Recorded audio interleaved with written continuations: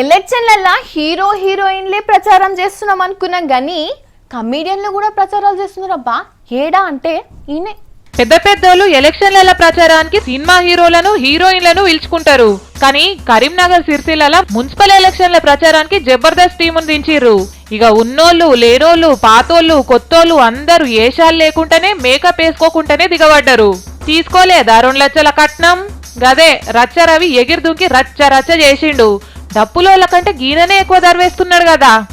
ఇక ఆడేశాలు వేసుకొని తిరిగే చెమ్మకు చంద్ర కూడా ప్రచారంలో చెమక్కు అన్నాడు. ఇంకా నయం చీరెత్తుకొని తిరగలేడు. ఈడ కూడా జనాలు బేవోషై పడిపోదురు.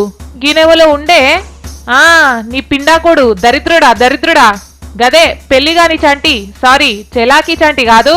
తాగుబోతు రమేష్ ఊగుకుంటా ప్రచారం చేస్తున్నాడు. ఇక రకరకాల గెటప్పులేసుక తిరిగే సీను, జుట్టు చదురుకునే సుడిగాలి సుధీరు, చిత్రం సీను, బక్కదన్ రాజు అందరు వచ్చిర్రు. బాగానే వచ్చిర్రు అందరూ. వీళ్ళంతా పైసలు తీసుకునే ప్రచారం చేయనీకి వచ్చిర్రేమో అని అస్సలు అనుకోకుండ్రి. గా పొట్టివేను లేడు గీననే వీళ్ళ అన్ననే ఈ పారి ఎలక్షన్లలో నిలబడుతున్నాడంట. ఇక ఏదో దోస్తానకొచ్చి ఇట్లా ప్రచారం చేసి పోయిర్రు అన్నట్టు.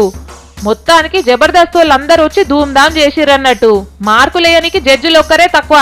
మరి ఓట్లేసుడు తర్వాత ముచ్చట గాని గీల ఎగురుడు దుంకుడు చూసి మస్తు ఎంజాయ్ చేసిర్రు అక్కడి పబ్లిక్.